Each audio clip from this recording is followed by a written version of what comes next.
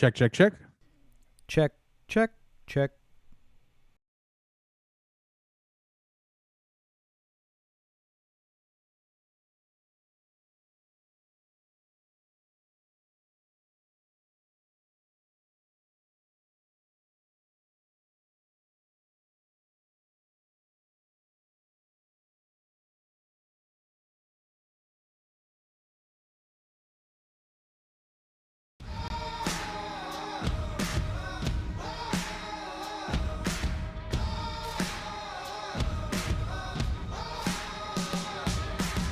Hey everybody, it's Rob. We're just about to get started with this week's episode. Less than 10 minutes left. While you got a couple of minutes here, why don't you go check out OTheAnthem.com. It's where you can find everything O The Anthem, including the merch store, the podcast, and all of the videos. Open up a new tab. Anchor.fm/O The Anthem is the place where you can get direct links to all the podcatchers you use to listen to our show every week. Did you know we record every episode live on Facebook? Of course you do. But make sure that you're liking the page and turning on notifications so you get notified when we go live. We make a ton of video content between the podcast, the short films, Heretics. YouTube.com/O The Anthem is the place for it all. And of course you can find me on any social network at Robert N. Chief. And me at LegendCB5. And you can find the podcast at O The Anthem on all your social networks.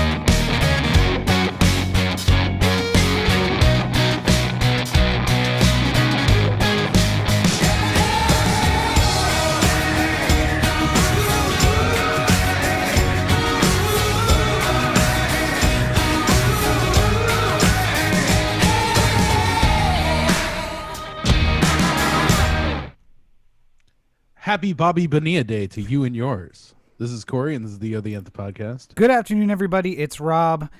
Welcome to episode 378 of the Anthem podcast, coming to you from all over LA. But Corey is there in the brand new OTA LA studios from Dogtown, which LA would prefer us to call Mission Junction, California, continuing the white gentrification of formerly colored neighborhoods all over Los Angeles. Thanks, Corey. I'm right across the street from the former Ellis Island of Los Angeles, as it's called. So don't tell the rest of the people who live there that, or else they may want to move out. I don't know. Wouldn't you want to live on an island right outside of New York? Hell no. Have you been to Ellis Island? It's the worst. It's windy all the time. It's stormy. Nobody wants to live there. All right, fine. You can listen to this podcast wherever you get fine podcasts. The easiest way, anchor.fm/OTheAnthem. The easiest way, because it'll take you directly to the link of the podcatcher you use to listen to whatever podcast you listen to. Especially this one. The fine, high-quality podcast. I'll say, so we have a couple of things we need to cover this week as soon as I pull up my list of stuff. But, of course, we have to start out with the 4th of July because apparently that's a thing that people celebrate, and it happened this past weekend. Yeah, and here in LA, I don't know how it was for you in Hollywood last night, but out here, the fireworks were pervasive. Mm-hmm. They were long. I always think it's I almost feel like we would get less fireworks if the mayor just said they're legal now. Yeah. Don't you think? Like, there's almost a part of me that feels like the reason why there's so many fireworks is because they're illegal. Like, I agree. I think, it's the, I think they canceled a couple of the fireworks shows. So then people were like, well, screw it. Let's put on our own show. But every year they're big. New Year's, 4th of July, Memorial Day, Labor Day. They're always big. So, I think there's a level of like, there was a coordinated show across the entire Southland area to put up in fireworks. Fuck LAPD. So I think that basically says everything that you need to say about how people feel about the law and otherwise. But it's so funny. I saw that video that you had retweeted on Twitter or something like that. But I don't know if that video footage came from an LAPD helicopter. Yeah, but that would be hysterical if it's just like. Can you just imagine you're flying around in your helicopter and all of a sudden you just see fireworks go off that's like, fuck Rob, and you're just like, why? See, but I'm the kind of person who would be like, all right, yeah, that's listen, hate me or love me, at least you're talking about me. That's really what I care about. Now, I don't react. Entering friendly skies here. I don't react to that by going out and beating a bunch of people in neighborhoods of color. But, that's the difference between me and the LAPD. We handle things slightly different. But not the only LAPD related fireworks story, because at the beginning of the weekend, like Thursday, I think, they made a small error, I guess you could say, with a destruction of illegal fireworks. Maybe they misjudged the payload on some fireworks that they were going to destroy. Yeah, so basically there was I couldn't get if it was like a shipment or if they just pulled somebody over who had a shit ton of fireworks on their car or something like that. But like one thing or another, they found a huge stockpile of fireworks. And then they thought, how are we going to properly dispose of all these fireworks so that they don't cause a big problem? And they decided to, I guess it blew up in the car or something like that. And no. They put them in the bomb disposal thing, the bomb disposal box. But the problem is... So here, fireworks are not bombs. I can look at a stick of C4 and I know the apparent yield of a stick of C4. So like when they are disposing of bombs, what you see on TV or on the movies is accurate, but also not, because like a human being goes in there and is like, all right, there's 3 sticks of dynamite, we're good. Or they say 3 sticks of C4. I'm going to carefully separate the sticks and have the robot go and drop it into the bomb disposal box, because 1 stick of C4 isn't all the yield that box can handle. But the math on fireworks can be different, and apparently they overloaded the box, and the overpressure created by the yield basically just ripped the explosives box apart. and also ripped apart the truck that the boxes kept on and some of the vehicles nearby, and blew up windows for blocks. One of the sources on the story that I read said that the actual explosion from the box set off other explosives that were like waiting to be destroyed, because of course they didn't use a robot. It's fireworks. These are totally safe. And then so they had more of them just sitting by there like, all right, we'll blow these up, then we'll drop some more in, we'll blow these up. But the initial explosion set off other ones, which then decimated several blocks of downtown Los Angeles, which you might think is weird until you realize that in 1960s, the Philadelphia Police Department dropped an actual bomb on a neighborhood in West Philadelphia. So, par for the course.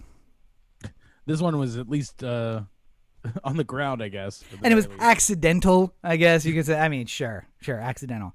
Or the police looked around and like, you know what? Nothing in this neighborhood looks like it's that valuable. Just toss them on in there. Fill it up to the brim. I'm sure that won't be a problem.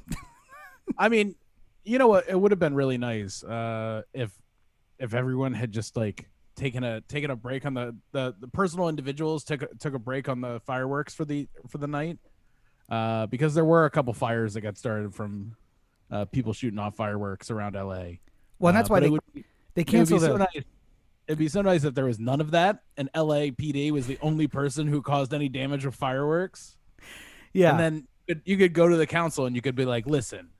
Not a single incident happened from any of our fireworks, but the LAPD, they're the only ones who caused any damage with fireworks this weekend. So, well, they canceled the public displays because they shoot them off from uninhabited areas so that they can be seen by inhabited areas. But unfortunately, California is going through a huge drought. We'll talk about that in a little bit. But they were worried about the wildfire hazard of shooting them off from like the park and then catching the park on fire to have a fireworks show. And I only wish that individuals had that much concern when they did, gender reveals. Yeah. Might not at be least for that. such a problem. But I mean, listen, the LA was not the only city who had to cancel their fireworks display. Unfortunately, back at home, Ocean City, Maryland also had to do the same for similar reasons. It was funny, on Thursday, we saw a video of like the LA bomb disposal box just being torn apart on the back of a truck. And then on Sunday, woke up to images of a Ryder truck like being ripped apart. In the background was clearly Ocean City. And I was just like, oh my God, what happened? Clicking on the story, because of course you think like Ryder truck, Timothy McVeigh, like bombing. Nope. Right. The city of Ocean City improperly stored the fireworks for their display, and then they exploded prematurely and blew up the truck that was holding them on the beach at the inlet. So nobody there, clearly. Nothing to worry about. And he closed portions of the boardwalk and canceled the fireworks display out of an abundance of caution. So can you imagine being either the LAPD officer or the person in charge of the OC fireworks display, like calling your boss and just being like, hey, so you remember how we had that truck full of fireworks? Like, you had one job, Jerry. 4 times a year we call you out. You have one job. I imagine more. So for senior week, I had a hotel for maybe 3 days. And then after that, I realized that I had spent one night in the hotel room I was paying for because I just passed out wherever I happened to be and then woke up the next morning and went back to my hotel to shower. Didn't seem like a good use of time and resources. So I ended up crashing with some folks on multiple days. And that hotel was at 4th Street and 4th Street in the boardwalk. And I can just imagine, laying there on some stranger's floor who I passed out the night before and being awoken at 7:30 a.m. on a Sunday to the sound of many pounds of explosives going off just a few hundred feet away. And I don't know what all those poor tourists would have thought who were all staying down at the inlet. But if your thought was, I'm never going to come back to Ocean City again, good. Go and never come back. I don't even live there. It's just a deep-seated sentiment in my life. Go and never come back. Plenty of beaches. You can go elsewhere. Especially the PA and Pennsylvania and New Jersey people. Go back to your old beaches. Sandy's way over. Those beaches are fine. They need you. We do not need you. Isn't there an Ocean City, Jersey you could be bothering right now? The only ocean city that's trashier than ours, Ocean City, New Jersey. Yeah. And of course, the meme all going. all I think about too is in moments like this is all the novelty T-shirts and hermit crabs and novelty bongs. Like you can't really use them, but they just say Ocean City on them. Yeah, and it's a bong, and you'll get so in you trouble could, for it, like- but you can't smoke anything out of it. Yeah, you get in trouble for having it, and it doesn't work. So The perfect gift. it's like getting arrested for a fake gun. Yeah. It's like, well, it looks like a gun, so therefore you're going to jail. No, it's fake. It's got an orange tab on the end. Nah, I didn't see the orange tab. looks like you're gonna spend 10 years in jail. What are you, the Baltimore Police Department? Don't carry fake guns. Christ. But the meme of the weekend was I wonder the number of Americans waking up with the last time for all 10 fingers. And we were not without tragedy this weekend. Some 100,000 fireworks-related injuries over the course of the weekend because America. But maybe the most tragic was the loss of a player of our national pastime. And you might be saying to yourself, well, I didn't hear about any baseball players being injured. And it's not baseball. Well, NFL? I didn't hear about any NFL players. And you're like, no, not NFL. And you're like, NBA? Major League Soccer? And you think to yourself, how far do I have to go down on the list of sports until I reach this America's pastime?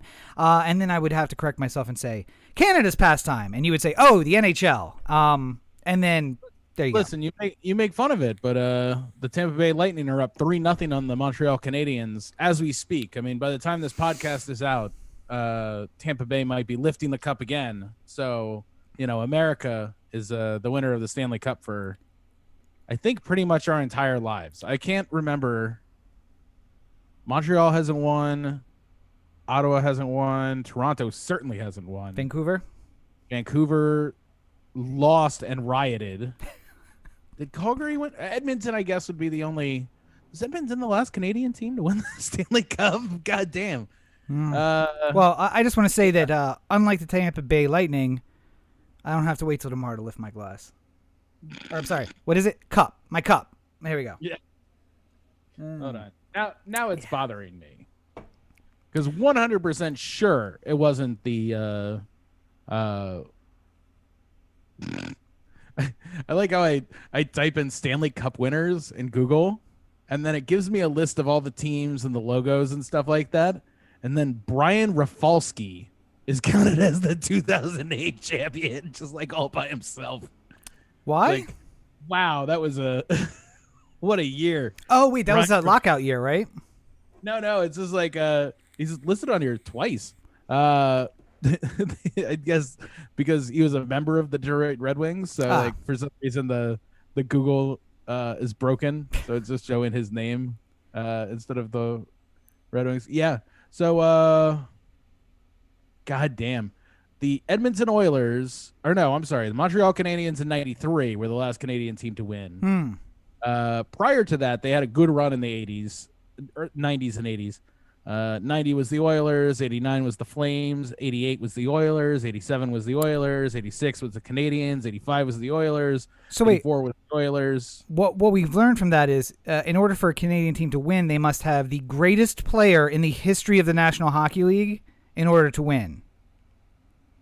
Well, or be the Montreal Canadiens. Right, I was going to say, because that was the Flames 1 year. That was the those were the Oilers that had Wayne Gretzky before he left and went to LA. By the way, I love we talk about how much we hate the Yankees regularly on this podcast. Mm-hmm. And the Montreal Canadiens are the Yankees of the NHL. Okay. They've won 4 Stanley Cups, right? It's more than anyone else by a lot. But back when there was like 7 teams. Well, yeah, a lot of them were were earlier when there was not as many teams. Much like the Yankees, by the way. Same thing with the Yankees. Yeah, like when they're and when the lack of a salary cap was, or the lack of any kind of financials involved in getting players was so much less of a concern. Yes. The Yankees could just buy Babe Ruth and that was it. But the Canadians haven't won since 1993. Mm-hmm. So wouldn't it be grand if the Yankees had gone 27 years without winning a World Series? Oh man, I would be so happy. It's been a while though, right? Like they haven't won in like a decade. Yeah, 2008 I think was the last time the Yankees won. So we're on our way. We're well on our way. Anyway, back to the point is that the tragedy is an NHL goalie whose name I'm not going to try to pronounce for the Columbus Blue Jackets. Yep. Unfortunately, lost his life in a firework-related tragedy that is so American. If you wrote it in a screenplay, they would edit it out because they'd say, this is just, unless it's a Final Destination movie, then they would let you keep it in. It is a Final Destination style death of being rich and putting on a fireworks display for your friends and sitting in a hot tub and having one of the fireworks tip over directly pointed at that hot tub. And then as you go to get out of the hot tub, to get out of the way of the fireworks, a firework hits you and you trip and fall and hit your head. And that's how you die. Like, that is that not Final Destination-y? Like, I could see like the fireworks sitting there and like the wind blows and like the little leg that holds it up goes over and it tips, and that's the moment where it's like, oh, it's gonna fire directly at him. It's like the logs on the back of the truck. Yeah, I mean, this is incredibly tragic. He was only 24 years old too, and the one thing that I hadn't heard the story until Rob brought it up to me before the show, and my initial reaction was, oh, this idiot was lighting off his own fireworks and just like hit himself, and almost the first reaction I think of most sports fans nowadays when they hear that sort of thing is, why would you put yourself in that position? Yeah. It's like a natural reaction. And then you find out that he wasn't like involved. He was separated. He was involved in so much as I believe it was at his house and he had paid for the fireworks. So like, oh yeah, but I mean like it wasn't like fucking Jason Pierre-Paul. Yeah. who was lighting off fireworks and blew off part of his hand. Yes, like, yes. This is a different type of, like, I feel like every once in a while a story will come out about some athlete doing something that was definitely not allowed in their contract, and then they got hurt from doing it. Like, you know, like you went like mountain biking or something like that, and it's like, yeah, absolutely not allowed in your contract, and you voided your entire deal, and it becomes like the warning to every other athlete, like, don't do that. You know, like, yeah, you can do other things, just don't do that. Don't do anything that'll put you in the, you know. And then obviously, like, there's any number of ways you can hurt yourself without doing something extreme, and those are covered. You know, like when Sammy Sosa threw out his back because he sneezed too hard, like that was covered because that was a freak accident. So by the way, on that story, I remember laughing so hard at that story, and now I'm at the age where Sammy Sosa was when he did that, and I can 100% imagine myself throwing my back out from sneezing too hard, or from holding a sneeze in, like doing that little like half hunch sneeze. Yeah, I could do it. I haven't fully thrown out the back, but I definitely have sneezed so violently that like I feel like I had to like lie down. You ever get you get that like tingle in your back, and you're just like, oh no, I need to lay down for a couple hours. Don't get old, kids. It fucking sucks. Just keeps getting worse. But yeah, I another one. You remember Joel Zumaya of the Tigers when he ruined his career playing Guitar Hero? Oh yes, that was a. By the way, also at the age I feel like I would need a day off of work. I'd take a sick day for playing Guitar Hero for an afternoon. Just like the next day, I'm not going to be in good shape. God. Getting old's the worst. Yeah. And obviously, what a tragedy with Matisse there. It's just, God. I mean, so even in that situation, you say to yourself, like, you know, I'm doing everything right by hiring a professional and not being involved. Like everyone else can enjoy the fireworks on my financial bequeathment. Yes. And all of a sudden, the fireworks launch at you, and God, what a tragedy. What also? Not unlike the 400 shooting deaths that have happened. Yeah. Here in the recent, I mean, like, it's not just fireworks that are killing people or injuring people. So I generally put this under the catalog of fuck the 4th of July. And I did that because, I mean, you say, what fireworks we have in Hollywood. I don't know. I, much like Memorial Day, did not celebrate. I spent the day composing music, which was weird, but like I heard like a little like tune and then downloaded a ton of synths and 808s and made a beat, which was something. Corey, I mean, I played it for you. Yeah. It's something, right? So yeah. Listen, way better than I would have been able to jerry together in an afternoon for sure. Starting my second career as an EDM producer. You can find me at EDC next year. Hopefully, if COVID doesn't take. We'll get to that later. But I saw like a video on Twitter of like a Walmart breaking out into like everyone standing at attention with their hands over their hearts when the national anthem played, and a bunch of people celebrating the 4th of July and just being like, okay, so you had to structure this for 3 months so that you got off from all 3 of your jobs today so that you could go out to a fireworks show because the 3 jobs are required for you to keep your house and feed your family and like live in the country you are celebrating so much. And the only thing I can compare it to is like when poor people defend billionaires on Twitter as well, where they're just like, listen, you don't know Elon. First of all, you're not on a first name basis with Elon. He doesn't know you exist. What the fuck are you doing defending him? What do you have in common with him?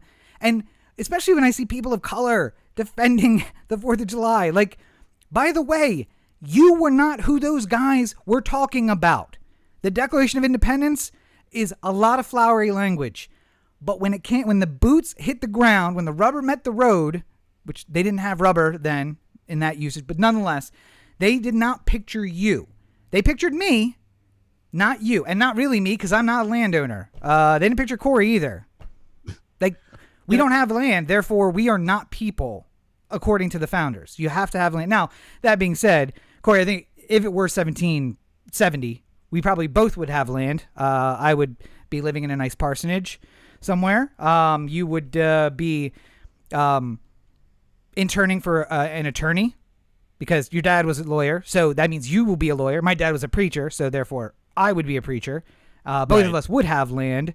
Ironically, based on where we grew up, we'd probably both have slaves too. Not because we liked it, but because, it's a cultural thing. I need to show my wealth. Times. Yeah, what's that? Them's were the times. Well, it's a sign of wealth, right? I have enough wealth to own a person, and the more people you own, the more wealth is associated with it.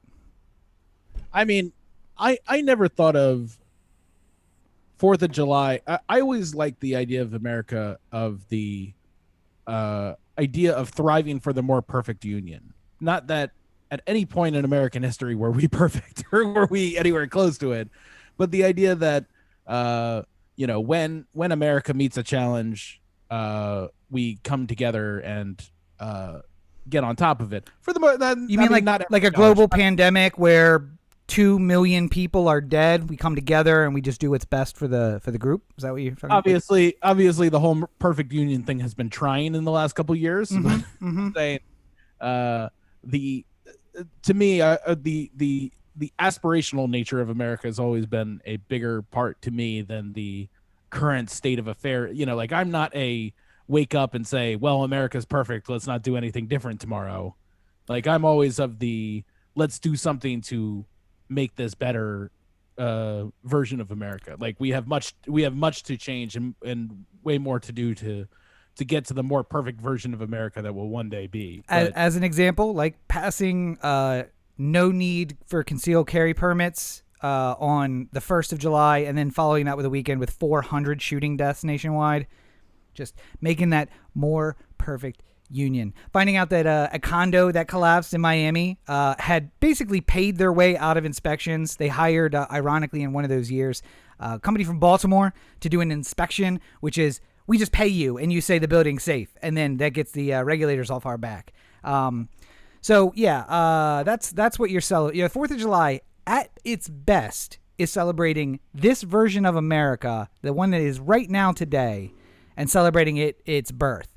And to me, I find nothing to celebrate there. And even if we are just celebrating its idealism, that's an idealism where some people who are very close to me are worth 3/5 of what I am worth. And clearly that's why I don't like to look back on America. I mean, like, the idea that we are now the longest standing democracy is democracy is a constitutional republic. Yeah, federal republic. Yes. Yeah. Put in the shine of democracy. I mean, but are we a democracy? Because also over the last 6 months, we've passed laws that restricted voting based on gender and race and location in 28 states. This has always been part of it too, though. I mean, like, the idea that you're going to be in a country with people you disagree with, and at certain points in time, people who have opposing viewpoints are going to be in power in places that will allow for things to happen. And the only way to get to the other side, to get to the sun shining on the other side, is to sort of live within the great experiment of other people doing things you don't agree with from time to time. You know, it's at least in my mind, as much as I don't think that, you know, like, Texas should just be opening up its concealed carry system to literally anyone who wants a gun. I think that, you know, part of where we are as a country is that we have to let people do things that we don't necessarily agree with from time to time to learn where we need to be in the future, you know? And listen, some of those people who are in power, I mean, think nobody that asked you are not a human, that you belong in a cage, that they want to draw an abstract line somewhere in 1920s or 30s and say everyone who's come since then is an immigrant, but everyone who came before then, not an immigrant. Very much like Gangs in New York style. And so your grandparents came in 1945. They are clearly bad people from a bad country, and you should be shipped back home. And we're just going to allow that to thrive.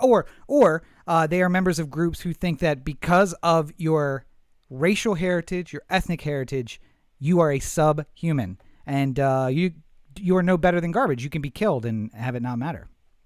Well, I mean, clearly some people have had that opinion throughout the course of this. Equal voices. That's why this country is all about, equal voices. Everyone has equal standing. We can say and believe all the things that we want. So, yeah, I mean, you know, obviously everything within a government is theoretical. Like, anything within a society is theoretical.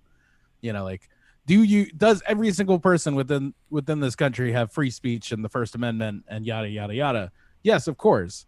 But there are many opportunities where I can say somebody's First Amendment rights have been denied. Somebody's right to expression has been denied. You know, like, it's not that it never happens. It's just that it's, again, the aspirational version of what we're going for is that one day there will be no problems because we will fix them all. To paraphrase Will McAvoy, so when you say celebrate the 4th of July, I don't know what the fuck you're talking about. What's worth celebrating? And everybody should watch the cold open to the very first episode of Newsroom, because that was pretty good. Or his speech from An American President, also written by Aaron Sorkin, ironically enough. Well, I mean, it's interesting that you bring up the Newsroom, because it makes me think of our next topic here. When Will is interviewing a climate scientist and is saying, you know, like, how many years do we really have left until, you know, climate change is completely irreversible? 0. And the guy's like, none. We've passed that a long time ago. It's just like, so we're done. It's just like, yeah. It's just like, is there anything we can do? It's like, if we stop right now, what we're doing, 2-0, go 2-0. Go 2-0 at this moment, like, stop tomorrow, then maybe there's a chance that we can still survive on this planet for a little while longer. So yeah, we have a bunch of stories about the ongoing climate crisis in America. Couple things happened this week, if you weren't aware. In the world, to be fair, none of these actually happened in America. So, well, I mean, it's strange because you know, it's whenever an alien race invades the world, They always seem to invade America. Which is, by the way, we sat down to watch like apparently 100 million people, the Tomorrow War, and it's one of the things I liked about that it started somewhere else, and then basically like we were coming into it when it was in America, but it started somewhere else. God, that movie was just. Sometimes I feel like rather than the rating system where it's like PG-13 or R or something like that, they should have a rating system that just says like this movie's just gonna try and explain things to you for like 45 minutes at the beginning. Because like I would actually kind of I think I might have enjoyed Tomorrow War just as much if I had just like not watched the first half of the movie. And just like, what? Like, I could have just skipped all the exposition and just had just looked at you and been like, what happened? And then you could have given it to me in a sentence and I'd be like, oh, okay, cool. And then I could have watched the end of the movie without being explained to death. I completely understand. They were very difficult concepts. So what you needed was a very smart person to hear the concepts and then explain them to you as per usual. We followed up our viewing of the Tomorrow War with, what movie do we watch right after it? Dodgeball. Yeah. Which Corey thoroughly enjoyed from beginning to end. Not a miss in between. So if you're looking for a movie review, I'm just saying, keep that in mind. Comments about the first 45 minutes of the Tomorrow War. Thoroughly enjoyed Dodgeball at beginning to end. What more do you need to know? Dip, dodge, dick. Okay, so some events from this week. A couple of things happened. One, Lord Cthulhu is arising from the Gulf of Mexico. What's that? Could be Godzilla. Or Godzilla, yes. So if you've...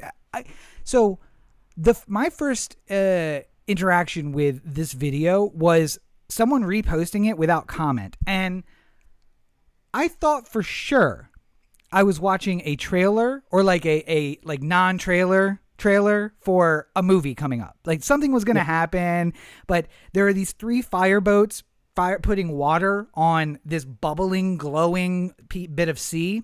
And I'm like, okay, so Godzilla's going to rise out of it, right? Or, Cthulhu's going to come out of it, or the alien ship's going to rise out of it. And no, it turns out that BP had a leak at one of their oil drill sites, which then caught fire and then caught a significant area of the Gulf of Mexico on fire.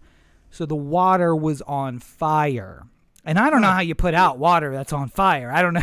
I don't know what you do about that. You think everything to solve that problem would be right there. Yeah. A fire burns so hot it can burn underwater. So that happened. And then also, the Pacific Northwest has been going through a very high heat wave, and it's also been drought conditions. Was it really BP though? I believe it was BP. Hold on. I don't know. I saw that commented one, and as soon as I saw it, I was like, well, that makes sense, and moved on. Because it honestly, if it's Amoco, if it's BP, if it's it's not Sitco, if it's any of them, it all makes sense. It does not matter. I'm just looking forward to South Park's follow-up episode to their BP DPing the Earth episode. So we're sorry. Pemex, it says. What is it? Pemex. Oh, so it's it was in Mexico. Yeah. That's the national oil company for Mexico. Yeah. Petroleum Mexico. Yep. So, Pacific Northwest, drought conditions, and it's also been very hot.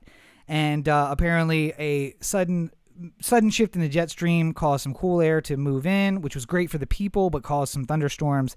The lightning then started some wildfires in Canada. And then jet stream shifted again, so the return of the hot, dry weather, and all of the dust and the ash from the fires actually caused the formation of more thunderstorms. And just when they got the fires under control, contained, those thunderstorms spawned by the ash and the smoke from the fire started bringing more lightning, which caused more wildfires. So at one point, basically there was wildfires across half of Western Canada. I would like to ask a serious question here, because sure. This was brought up during the California wildfires a couple years ago, and I think that now it should just be the go-to question. How how long ago did they sweep the bottom of the forest floor to make sure there was no kindling just laying about? Well, I mean, yeah. I mean, like, Generally do we- speaking, it's wet. Do we so. have a? Do we have a? God damn it! I was just gonna call him Pierre. What's Canadian what's Prime Minister? Yeah, Is it still Justin Trudeau? Justin Trudeau. Yes. Yes. Do we get Trudeau sewn into a to a fire suit of some kind, like Gavin Newsom was too, so he can. Well, I would say show up that with a fire blade. the Pacific Northwest generally cool and wet, so the kindling not as important because everything on the ground is wet. Hot and dry is a problem because then yes, you get the kindling. It turns into kindling and turns into a wildfire. But so Gulf of Mexico is burning, and I don't mean like the land around it. I mean the water of the Gulf of Mexico on fire. Canada, basically half of Western Canada, on fire. And then out of the Caspian Sea, a drilling platform there struck what they call a mud volcano, which is a rise in the seafloor of the Caspian Sea caused by gas that has likely been released because of drilling. And they struck one of those, and it caused an explosion that was visible for 400 kilometers around, which, 2.5 to the mile. So for like 170 miles around, they could see and hear this explosion. That's quite a distance. Was that good on the quick math? It's like 2.5, right? No, it's 0.66 kilometers to the mile. So base 2.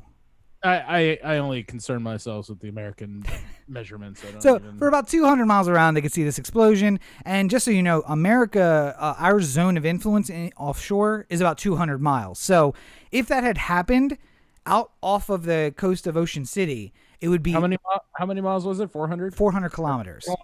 Yeah. Yeah, so it would have been 248 miles. There we go. So, Yeah. that is 0.6 what is it? Sorry. 0.62 miles to kilometer. There we go. So that is far enough that in the open ocean, it's around the curve of the Earth. So it would have been like an explosion that would have been visible over the horizon. In the Caspian Sea, also over the curve of the Earth, but less apparently so because there's land on both sides. It's the sea, it's above sea level. So anyway, an explosion that rocked seaside towns and was visible for a long ways. And I just have a question about why the oil companies are trying to destroy the planet. Because 2 of those 3 stories come from courtesy of oil companies being irresponsible. And at what point are we just going to say we need to stop? Are trying that we need to. Well, I got some weird feedback there. That we need to stop worrying about oil because it's going to be a problem, not just for us but for the planet itself. And of course, another story this week: a town in Russia that is above the Arctic Circle had I must have heard the early week estimate of temperature because, as we found in our prep for today, had a 100-degree day above the Arctic Circle. Yeah. Which, in case you're saying to yourself, like, well, it's summer. Perhaps it just gets a little hotter in the Arctic Circle. That's about 40 degrees warmer than normal. So it's about 60 degrees warmer than normal, but it beat the high by like 40 degrees. Like they can get into the 50s and 60s on a rare day. 40s, pretty normal. And it was 100-degree day. You go back to the newsroom and just say like, yeah, it's too late. There was probably a point in time where it was just as hot in that town in Russia in the Arctic Circle as it was in Vegas, which is known for being hot. Yeah. You're kind of avoiding the ability to say that it shouldn't be that hot when a really notoriously hot place is just as hot as the Arctic Circle. To be fair, it's not the last time that town in Russia has had that temperature. Because back in the late Triassic period, when that town was actually closer to the equator, or the place where that town would be, then yes, it was probably on average between 80 and 110 degrees. And then tectonic plates moved, and it moved up to the, surface or up to the pole, and then it was like, oh, it's going to be cold here a lot. Great. So a couple of issues. One, climate change is real. And the fact that this is happening now, along with 5 named storms in the Atlantic already, 2 of which are threatening land already, and gas explosions and wildfires and just monsoon seasons that are going to be crazy. Because this is happening now, that is your message that it is too late. If they had stopped 20 years ago, then this would not be happening now, or would be happening in a less drastic way. So even stopping now doesn't really help, because these things are it's like sliding downhill. Like if you're on a skateboard, Corey, and you're going down a steep hill, halfway down you could be like, you know what, I should probably stop this, and that does not mean you're going to stop. No. Just got to run it out to the bottom and hope there's no pebbles. But there, at the very least, if you're halfway down, there's a means to bail. Sure. I mean, it's not going to be pretty. You're still going to hurt yourself probably. Yep. But at least there's a way to bail, as opposed to the wait until the shakes get so violent that you can't do anything about it, and you definitely bail. Like, it gets worse as you go down the hill, I guess is the point. Well, and to be fair, plans are already being made. Bezos, Richard Branson, they're going to space. They're bailing. And then there will come a time when they need workers to work their mines or to clean their houses on Mars. And then that's when it'll be like the shaky bail. Then it's like, we don't want the pores, but I'm not going to clean my own toilets, and the robot does a really shitty job of it. So let's bring some of the pores with us, and then we'll have them here just to do cleaning. And then that'll be the shaky bail. And then everybody else is the guy at the bottom of the hill who waited entirely too long, didn't survive the shakes, and then went face planted down and did that scorpion on the pavement and slid to a stop on his face. Yeah, that'll be the rest of us. And not us, because I'll be long dead by that point. It'll be Corey's children or grandchildren who have to deal with that. So fuck them. I'm gonna ride on the side of the rocket ship, Bezos' rocket ship, like it's a train in India. That's what I'm gonna do. And now Corey's uninterest in NASA has drastic consequences when he finds out more about space. But yeah, so get up into space, and my eyeballs are popping out my skull, and I'm just like, I might have made a mistake. I should have paid attention. Much like me suggesting a train trip for the crew, and Corey being like, "It's gonna take us months to get to New York." Like, okay, it's 1877. I was just joking because you said it would take months to plan. I was like, it would take months to do it. Well, yes, it will take months to plan and months to do, and then we'll never end up doing it. So, what are you going to do? But climate change is real. We're all fucked. So let's ride this bitch till the wheels fall off. And what that means is I'm just going to make a daily celebration. It's going to be my mantra. Most people get up and they do a little yoga, and they have like a little mantra they say. I'm going to wake up every morning, go to CVS, get 2 cans of hairspray, and then just sit and just spray them directly up into the air, so that we can just bring this whole thing to an end a little faster. I mean, you're only one man. I don't know how much you could possibly change things, but well, I've been told if I switch to plastic straws, I can change the world. So I imagine the opposite. Straws, you mean? True. What's that? Metal straws? Yeah, if I switch away from plastic straws. Yes. Oh yeah. To a reusable of some kind. Yeah, I'll save the world doing that. So, I mean, if I can save the world, I can also destroy it. It almost makes me an evil genius, if you think about it. I'm going to get a new plastic straw. Oh, yes. So, some other stuff in the news, other stories that don't predictable, but don't really understand, like climate change, if you're Corey. Marjorie Taylor Greene, frequent topic on this podcast, had possibly the greatest self-own in history on Twitter this weekend, because she, like many people I know, probably Corey, because, he's friends with me on Facebook, got a message that said, you may have been exposed to extremist material. Now, I did not get that message, and the only conclusion based on my Twitter research is if you are the source of the extremist material, they didn't send it to you. So. Oh, I didn't get a notification either, so perhaps. Well, I think Perhaps I shared a podcast that you were on, and therefore I think that it's tending to skew to the right. The extremists that they're talking about are the ones who try to take over the Capitol on January 6th, and less the ones who are saying hippity hoppity, time for choppity choppity. With an image of a frog and a guillotine, which I've shared widely, so because it's cute and also true. So Marjorie Taylor Greene posted the picture of her warning from Facebook about being exposed to extremist material, and in possibly the best self-owned / most tone-deaf response said, "I wonder if Facebook can save me from all the Democratic messaging I've heard around me." Not realizing this was Facebook actually telling her, you've been exposed to extremist material. So maybe some of those groups that you follow are extremists who want to overthrow the government. And conspiracy theorists who have no basis in fact and truth. But she missed that point and instead tried to own the Dems, and then basically had an inbox full of responses like, have you ever seen something so tone deaf? And then we do this every time we talk about MTG here. Is it doing it for you? I mean, like, she's been trying to woo you here with her craziness. I'm just trying to. Are we getting closer? Is this Listen, I'm so messed up. The red flags don't even look red anymore. I don't even know. Her posting that is me finding her posting that is and telling you about it is my version of she's chained herself to the radiator lemon. I've got to go.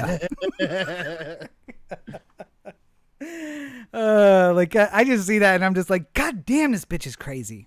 I just wonder if Rob is sitting home in his PJs and his slippers looking at the internet, and all of a sudden that shows up, that story shows up, and he's just like, I'll show you extremist content, baby. Come on, baby. I mean, it occurs to me. The problem, though, is that so I can't date normies because they think it's weird that I am so politically extreme. What's that? Too normal for you. Yeah, for me, it's fine. I like normies because I need to be able to like turn it off and not be like screaming about how we need a revolution. I need somebody to be like, Taco Bell? Del Taco. I just need you to decide. I asked you one question. You went off on a 90-minute rant about immigration. I just need to know which one you want to eat at. So I need the normie, right? But then the normie, like 4 months later, when she thinks it's cool that like I can...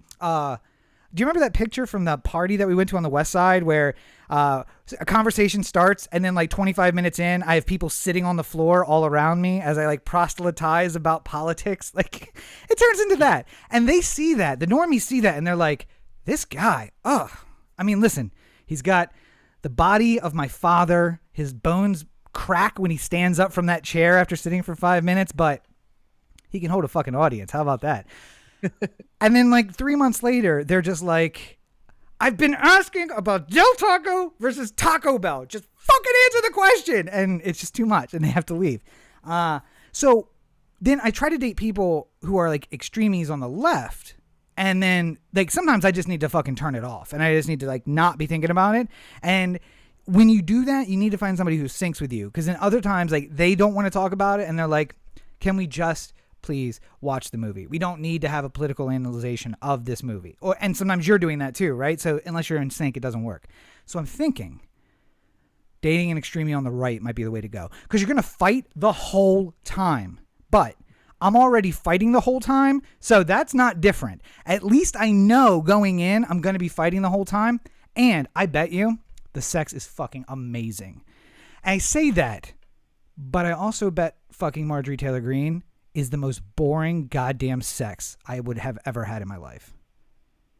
I could see it.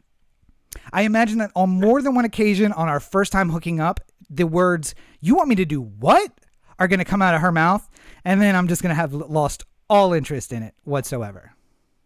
It's either so boring that you hate it, or it's so scary that you don't want to do it again.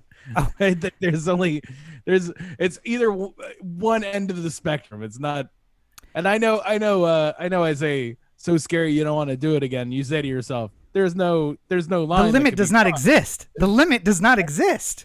And then I say to myself, that's why it's scary. Beyond the list. There are things that Corey would describe him as nightmares, and I'd be like, stop, I can only get so erect. But yeah, I'm sure it would be terrible. Just imagine that. Like, I'm trying to think of what could possibly be that most extreme thing, and it's terrifying. Are we gonna play Never Have I Ever? I got a full drink. Let's go. But not to be outdone, former President Donald J. Trump decided that he was going to give a speech on July 3rd, and he to deflect from his organization being charged in New York court and his CFO, and having his July 4th celebration canceled because the small town in Alabama that was gonna in rural Alabama that was gonna host it said it wasn't a July 4th celebration. It was a political event that was too partisan. The small town in rural Alabama said that Donald J. Trump's event was too partisan, which gives you an idea of where we are as a society, I think. Just a lot. But the day before, he said at an event, and I want to read this quote verbatim. Okay. If you say it enough and keep saying it, they'll start to believe you. Now, that quote should be familiar to people. And it should twinge something in the back of your head, probably from like 10th or 11th grade at first, and then probably several times after that. But Corey, does that quote, is that familiar to you? I mean, it sounds very familiar to me. The one that I know it's not, but the one that hit me right away was the Mark Twain quote with the a lie can get halfway around the world while the truth is still putting its boots on. But that's not the one we're looking for here. I know this quote though, and I can't remember for whom it is. Whom it belongs to. Now, I just said Trump's quote. I want you to tell me whether or not I am repeating the same thing I just said, or if this is something else. Okay. If you tell a lie big enough and keep repeating it, people will eventually come to believe it. Yeah. It's. I mean, like, it's not exactly the same, but it is essentially exactly the same. It's the same basic principle there. Yes. That second quote. That's describing the big lie, though. It is describing the big lie. Not the current big lie, the before big lie. Yes, the previous big lie. That second quote, the one who Trump seems to be paraphrasing, is Joseph Goebbels, who was the minister of propaganda for the Nazi regime in Germany from 1933 until 1945. So, Corey and I, on our pre-show call, were discussing that and saying, like, there's no way. I said maybe he saw it in a quote book and didn't realize who the person was. And then Corey said, no? Oh, I was going to give you a chance to say what you said. I don't remember exactly. Okay. Corey said, you're giving him a lot of credit for saying that he read a book. And I was like, oh, you're probably right about that. There's no way that Trump read a book. So then the only conclusion I can come to is that Stephen Miller was walking around the West Wing saying that. And Trump picked it up, and just started repeating it, not knowing that the source was good. That. I'm gonna remember that one. Yeah, that's a good line. I'm gonna stick with that. And like Miller's walking around prefacing this with saying like, well, we're not gonna say this to anybody, but, and then using the Goebbels quote, and then Trump ignores him for the last part, but like as a he's like the beeper guy on network TV, where like he only starts paying attention when he's got to start paying attention, and he hears the quote and he's like, whoa, what was it? I'm gonna keep that in my memory. I'm gonna use that again. So yeah, he was quoting, essentially paraphrasing Joseph Goebbels.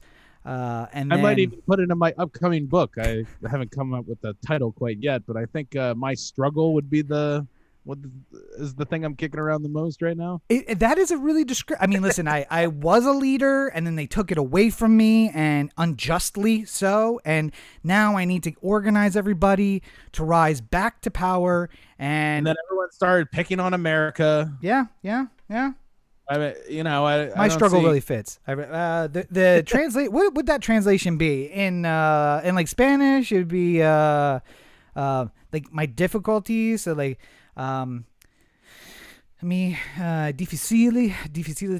Well, I mean, the problem is that like in certain languages, it wouldn't translate perfectly. Right. Like, like sometimes you see a movie poster of somewhere, like The Hangover doesn't really like translate well into like Japanese. Yes, so they name it something else. The title, yeah, they just change it to like One Crazy Weekend or something like that. Yeah. So I mean, like I imagine in some places, it wouldn't be My Struggle. Like, perhaps in Germany it could be like Struggle/Fight. I don't know. Well, like, I was going to say, somewhere in the middle there. I don't. I believe that book already has been a bestseller in Germany. I'm not sure they want to put something up to challenge it. So I don't know if it's still allowed to be sold in Germany at this point. It's not. But it outsold the Bible for a real short period of time there. Back in the early 20th century. So, well, if that doesn't tell you everything you need to know. Well, so we do have just a couple minutes and a couple other things. So, let's just roll through these two things kind of quickly. The other big story of the week was about the Olympics and the U.S. Olympic runner who tested positive for marijuana after her test and was subsequently banned. Sorry, what was her name? Sha'Carri Richardson. And who is subsequently. I got that right. I haven't actually heard anyone else say it out loud, so if I'm mispronouncing it, apologies. I've only seen it in writing. That's why I didn't try. I know, that's the problem. I haven't watched SportsCenter this weekend, so. But so she won the race and I believe set the U.S. record for her time in that race, which was why she like pointed at the screen as she went across the finish line. Which, by the way, baller to like pull up just enough to point at the screen as you cross the finish line and still beat the record. Like, come on. But she was unfortunately using some performance enhancing substances prior to the race. In other breaking news, Corey has been using those performance enhancing substances as well, and that is why he will be competing on Beastmaster this fall and going for the gold. As long as I don't test positive, let's. Never mind, you're gonna get kicked off. That's not gonna make it. Sorry. But no. So she tested positive for marijuana, and they go to give me the drug test, and I'm just like, it doesn't count the stuff that just happened, right? Like it takes a little while for it to ingest, right? Don't tell anybody I went behind the production van before this thing started. So the controversy is, amongst other things, one, marijuana is not performance enhancing. It doesn't help you at all, and also, unlike other drugs, it stays in your system for much longer than other drugs stay in your system. So, for instance, also ahead. Just this point, she wasn't high when she ran the race. Yes. Either. So the story I heard was her mother had just died. Yep.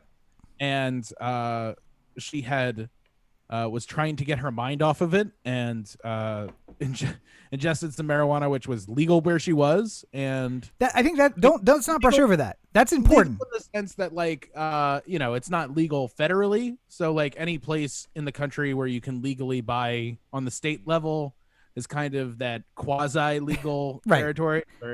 But like the trials, yes, technically it's legal, but it's also very illegal at the same time. The trials were held in Oregon. She lives in Oregon, or lived there while she was training, and she trains in Oregon. In Oregon, it is legal to possess and legal to use marijuana. So she had broken no law other than the federal law, which, like, again, it's also legal in 40 other states in one way or another. So, sure, it's illegal federally, let's just say. Yeah.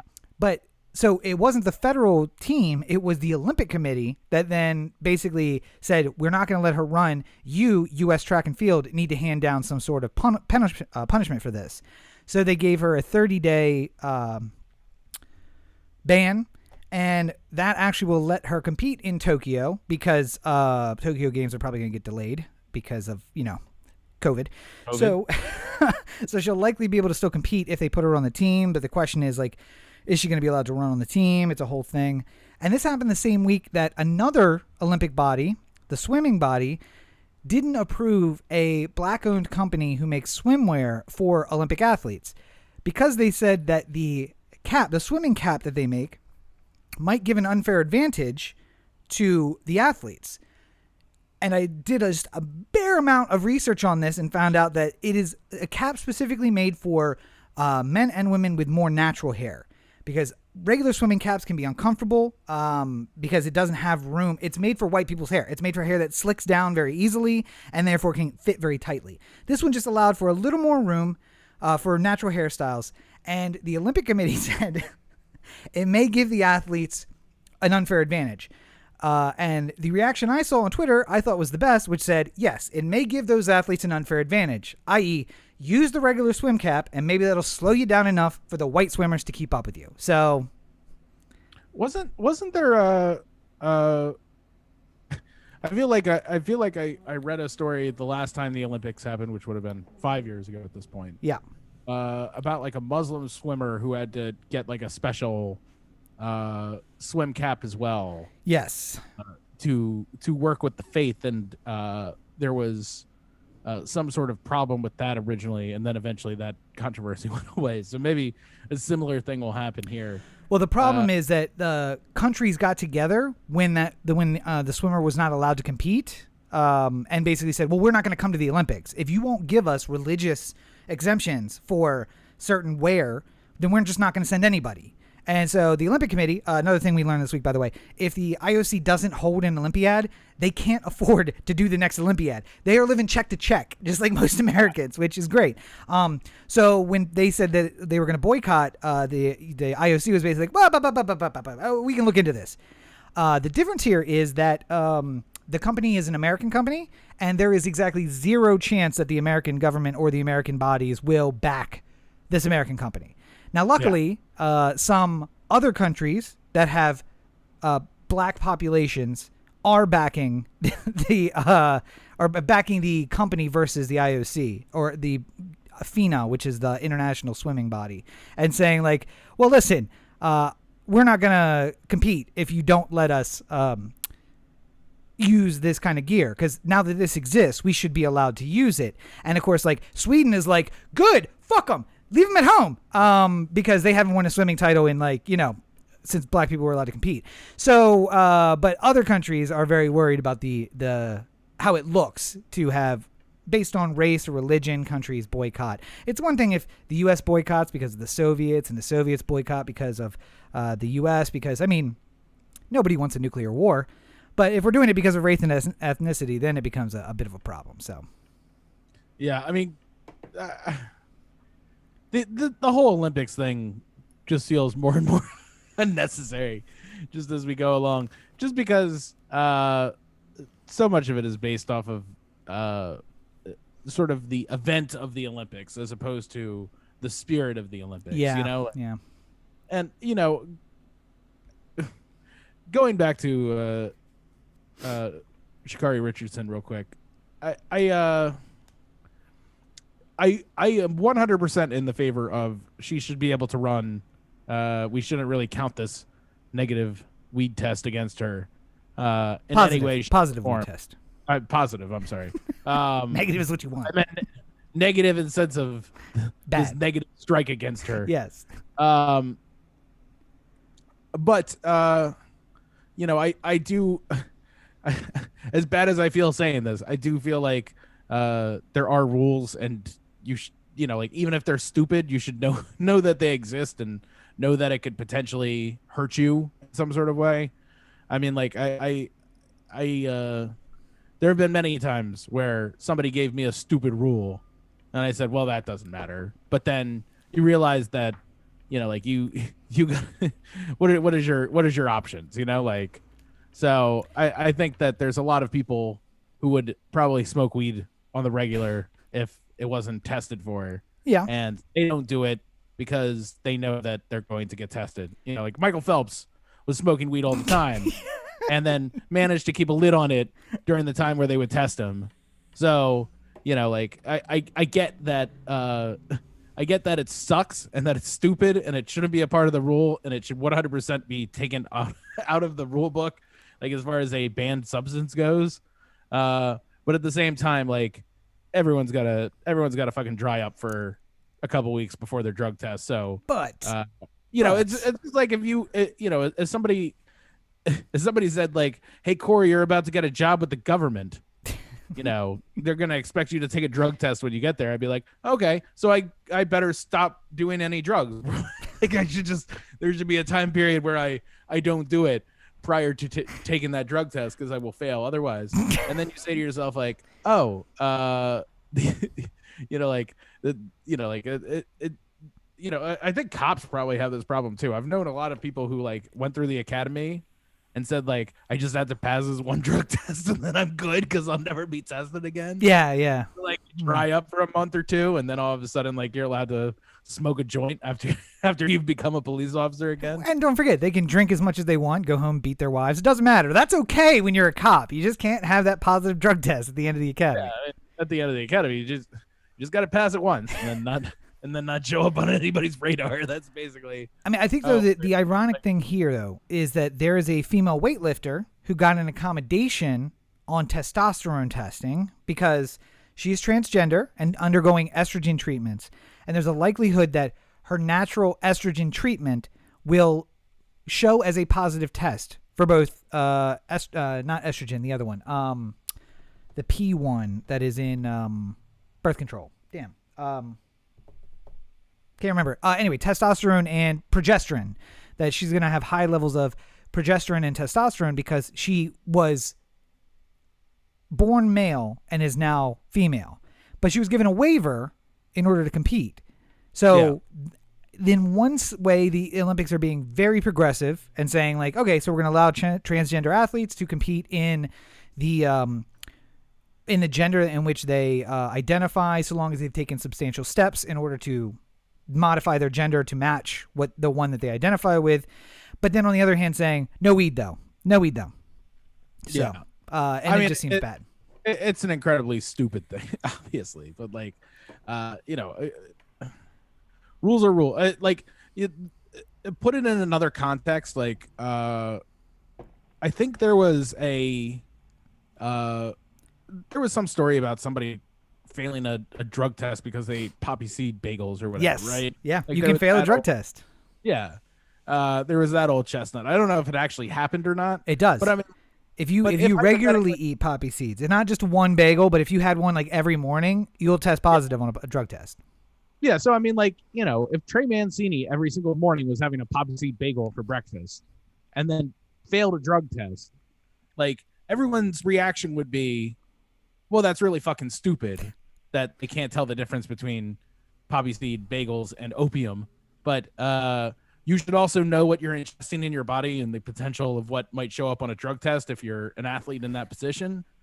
So like, it's one of those, like, even if you change it sounds so stupid because it's weed, especially in today's context where like weed is not demonized as much as it used to be. But at the same time, this sort of thing happens, you know, like people have failed drug tests. Athletes have failed drug tests for like things that they've eaten or vitamins that they've taken, or like, and you know, they inadvertently take something that they're not supposed to. And the reaction of everyone is always, well, you should know. Yep. So like, you know, that's not, at this point, I can't really, like, I feel bad for being like, you knew the rules when you signed up kind of person, especially on something stupid like this. But, you know, at the end of the day, you knew the rules before you signed up. So can I make it a little more foolish for you? Yeah. Trey Mancini eats a poppy seed bagel and tests positive. Doesn't matter, because opium is an approved substance by the MLB. Because morphine, which also trigger the same part of the test, is an approved substance for use by medical staffs in the MLB. Well, yeah, I mean, like, there's other, like, you remember when Chris Davis got suspended for Ritalin or something like that? And he literally that year he didn't get the exemption, but every year he had. He had a waiver to be able to take it for ADHD, and he had that waiver in place for every single year except for 1 year where he didn't get it approved for some whatever reason. It was submitted late by his agent. Oh, okay. Then he failed a drug test and then he got suspended. But at the same time, that's stupid. You know, it's stupid because if you have ADHD, Ritalin, by the way, for people who don't know, because I have ADHD, Ritalin for me has a very different effect than if Rob took Ritalin. Yes. Rob gets the like crockhead kind of like reaction to it. Whereas if I take it, it feels like I just got hit in the back of the head with a 2x4 or something. Like it slows me down. Or so that I think about things. Like your dad is standing over your shoulder saying, don't make a mistake. Then you're like, okay, all right. Yeah, everything is very direct. I mean, like honestly, I feel being on Ritalin when you have ADHD is more like being on drugs than anything I've ever done. But it's again, it's the rules. It sucks. The rules suck, and the rules should change. And I feel like we should give an exemption for her in this situation. You know, if she can manage to get to the Olympics without testing negative again or testing positive again, Yeah. then I think we should just be okay with it. Like this was your stern warning, like don't do it again, kind of thing. But like she took a drug that makes you sluggish, and it's technically a makes you hallucinate. It's a hallucinogen, and she set the record for that distance in time. Like, okay, let's just say we're gonna test her daily until then, and as long as she comes up negative every time, it'll be fine. You guys should hope that she smokes before every event of the Olympics, because if that's her slowed down on weed, do you want to see her at full speed? Come on. Do you want to see what she's like when she's 2 months outside the pot? Goddamn Superman out there. One last super quick thing before we go. The All-Star game, MLB All-Star game, is coming up next weekend. We have a bunch of interesting things going on. First of all, Cedric Mullins, the Orioles representative to the All-Star game. There was some wonder whether or not we'd have 2 All-Stars, which seems weird for a team so bad. Yeah. But we only had 1. Well, we have standout players on a very bad team. Yeah. Legitimately, the Orioles could have had 3 All-Stars probably, with Cedric Mullins and Trey Mancini and John Means. Means being hurt kind of hurt him from being able to be included in that. And then Trey was just sort of like a on the outside looking in. Yeah. He's, being that first base DH corner outfield type. There's a lot of competition there. So you really have to break through. And not Albert Bell. Pujols is back in the league. So, I mean, he's competing against some heavy hitters. Well, guy's been doing that for a long time. He's in the National League now, so you don't have to worry about it. But some interesting things. First of all, Shohei Ohtani, we've talked about before here. First player in Major League history who is being elected to the All-Star game, not only as a hitter, but a pitcher. So he has both going for him. And obviously nobody was really doing pitching and hitting the same way Shohei Ohtani was doing since Babe Ruth. So it's not a surprising thing, but a very interesting factoid. And then amongst 2 of the Yankees who have got elected to the All-Star game, Aroldis Chapman and Garrett Cole, 2 players that the Yankees have spent exorbitant sums on. Garrett Cole specifically is in the second year of his $300 million contract with the Yankees. And I have some interesting numbers here of Garrett Cole's first 52 innings pitched and his most recent 52 innings pitched. Okay. Which line up pretty nicely with the crackdown on sticky substances that has happened. In baseball okay. Yeah. So to start the year, Garrett Cole, 5-1 record, 1.37 ERA, 0.68 walks and hits per innings pitched, and a 13.3 K per 9. Mm-hmm. And that's strikeouts per 9 innings. Strikeouts per 9. All those numbers are very worthy of an all-star caliber player. Right. That if I told you, he had that kind of performance all year, you might even say he's a Cy Young winner. Right. Like that's very impressive numbers. In the 52 innings that have followed since the crackdown, 3-3 record, a 4.47 ERA, which is almost 3 times as much, and a 1.24 WHIP, which is twice as much, and a 9.8 K per 9, which is down significantly as well. Yeah. Strange. It's almost like Garrett Cole went from being one of the best pitchers in the league to being Garrett Cole when he was on the Pittsburgh Pirates again all of a sudden. You said that there's only one real thing that's changed over those 2 sets of 52 games. Yeah. And I mean, the same thing could be said about Chapman. Chapman went from being one of the most dominant closers in all of baseball, having another career year, to in the last couple weeks being surprisingly mortal. Gave up a home run on a pitch that he threw for 83 miles per hour, which I didn't even know he could throw so low. I think that was the slowest pitch I've seen of Chapman's entire career so far. And yeah, it was parked in the seats and quite a distance there. If you're the hitter, though, how much do you think that like you almost foul that off? Because when it's coming at you 10 miles an hour slower, and you're just like, the fuck, like trying to slow the swing down as you come through.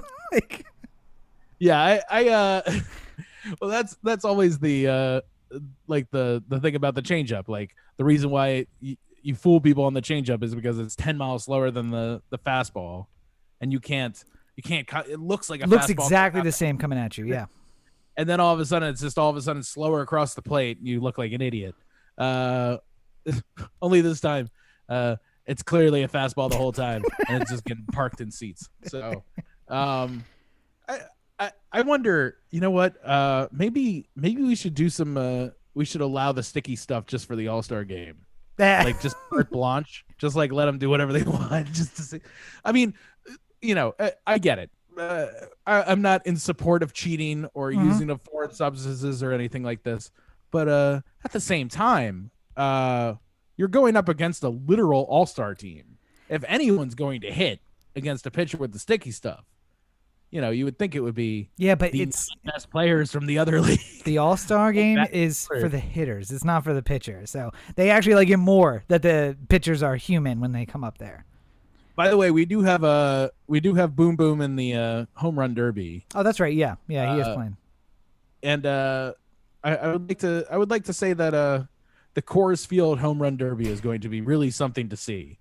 So if you guys are interested, I would tune into the All-Star game weekend coming up next week and enjoy that, because for sure it's going to be better than the All-Star game that didn't happen in Atlanta.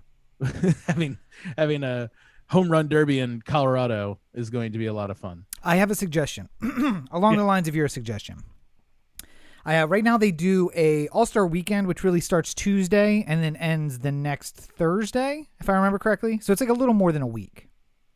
So now it's like a whole week. They do the whole week off, and then they have like the future game and like the celebrity softball game and all that sort of stuff that happens throughout the course of the week. Like, so I say in the week. That we make it a 3-week affair.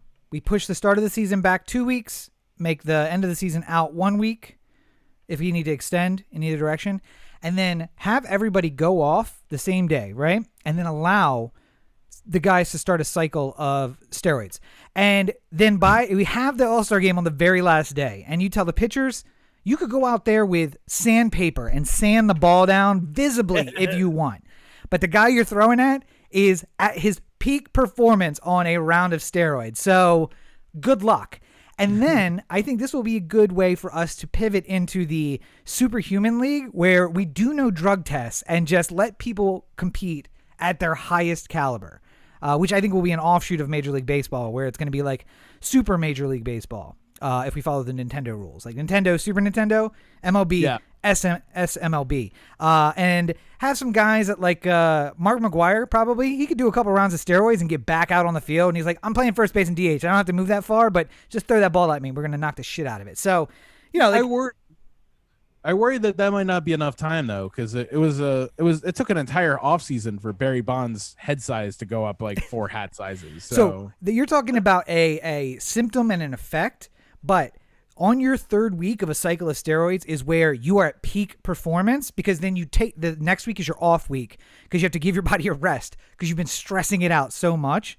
Yeah. And then you cycle again you start a new 4-week cycle. So what we'd have to do is to waive the test for the 2 weeks after the All-Star break and for the 3 weeks leading up to it, and just let them go bananas. Try whatever crazy shit you want. Last game of the whole 3-week period is the All-Star game. Then, we restart and then waive the test for a couple weeks, and then 2 weeks later start the test again. And it'll be out of your system. It'll be a rough 2 weeks in the clubhouse because people are going to be real moody. But by the way, just as an aside there, famously, Barry Bonds in that offseason where all of a sudden he seemed to get bigger and stronger, went from a 10.5 size shoe to a size 13 in a couple months. A side effect I did not know about until I heard about it. But Now, wait, I know what you're thinking, Corey, and I just want to tell you. Oh yeah, I mean it shrivels up the rest of it. Yeah, so. he went from a double XL cup to an M cup. So I'm just saying it's not a growth everywhere. So I don't think they sell M cups. I think it's like the astronauts where they're all super extra large.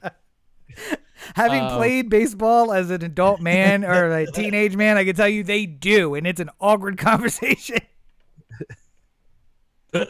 Walking up to the shed at the LTRC going, small, please.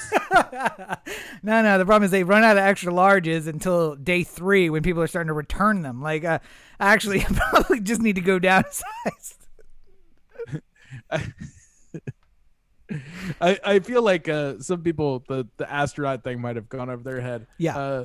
So famous story. When the astronauts first went into space, for lack of a better term, they had to wear condoms because something happens and you need to have that area covered. I never really understood it. Gravity causes your pee to go in the toilet. Otherwise, it, like any liquid, will just float in every direction. So you need basically, you need like a suction, but also something that covers the entire penis so that as it starts to escape, it goes in one direction generally. Right. So NASA had to ask all the astronauts what size pee condom they needed. And every single one of them said, oh, biggest one you got, blah, blah, blah. And they kept falling off. And they realized that they really needed smaller ones. But the pride of these men was too big that they wouldn't be able to find themselves to be able to tell them that they needed a small condom. So they just changed the naming system of the condoms. So like the smallest one was super extra large or something, and like went to colossal or whatever at the high end of the scale. Yeah, it's like a Starbucks cup thing that I don't quite understand. But one little detail you skipped over is while they were telling them about the sizes, they said if any liquid escapes in the capsule, there's a chance it will fry the electronics and you won't be able to return to Earth.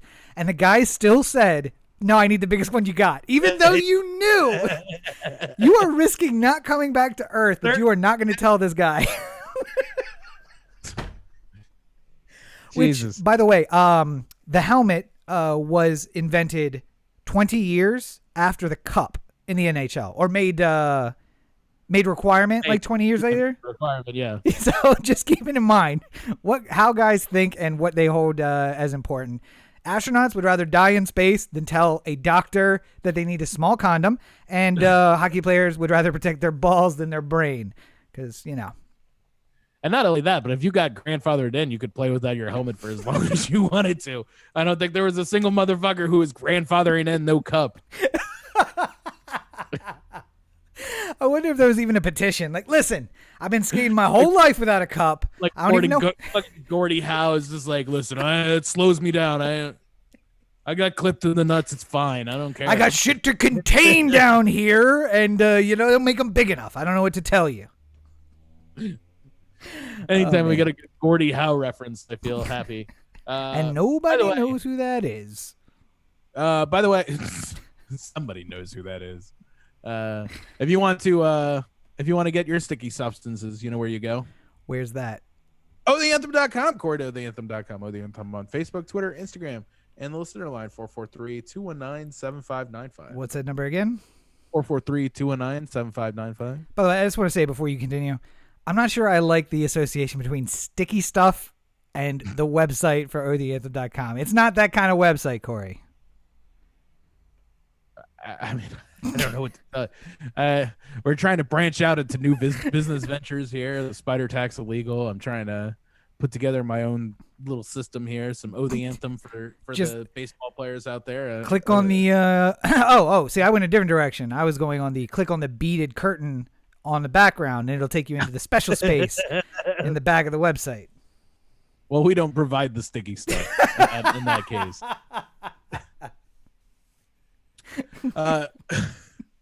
Transition. You can find more of me on my website, CoreyBakerFilmmaker.com, Facebook.com/Corey Baker Film, and at LegendCB5 on Twitter, Instagram, and TikTok. You know what I'm about to say. There'll be new stuff coming soon. Oh, is there? Is there new stuff coming? Listen, I'm inside of the new studios here. inside of the building here, there's actually space for which I can go and make content. So I intend to do that, and I intend to put it up soon and share it all with you. So enjoy. You can find more of me at Robert and Cheek on our social networks. This little Rob. Oh, I guess I didn't. Yeah, the boxes. I didn't cut the box. Wait, let me make sure I'm centered here. Like this bodied head. I do have new content up. The 90-minute video, the major motion picture that I put up 2 weeks ago, still available. I have a video up a lot from last week, which is a review, like an unboxing. And I have another one that's going to be up later tonight. So look for that. You can find all of that on my YouTube channel. And links to that is at robertandcheek.com. Well, I think we've done good here today. We've done something. I don't know if it's good, especially moving the studios to a gentrified neighborhood where, kicking out people of color, taking them over by fancy white people with their fancy apartments. But, Nobody was kicked out. It was just, this is just an empty lot that turned into an apartment building. So yeah, all jokes aside, it's called Mission Junction because the Pacific Railroad called it the junction at Mission. It was a rail yard that it was just basically open lots. So only homeless people got kicked out. I'm basically living in Camden Yards. All right. Yeah. That's the way I choose to look at it. Oh yeah, and much like Camden Yards being built, they kicked out all the homeless people, but they're not real, so they don't matter. It's fine. The homeless people weren't living there. Not in Baltimore, at the very least. Anyway, we've done something. I don't know if it's good, but as always, you're listening to the O The Anthem podcast, part of the O The Anthem digital network. For Corey and Roberto, by the way, shout out Roberto, who again in the studios with you, chose not to produce. So if anybody's looking for producer duties, we got an open spot. This is Rob. Have a good week, everybody. Everyone pass your drug test, please. We don't need no trouble. I've been straight edge for like the last 15 months. You ain't been straight shit.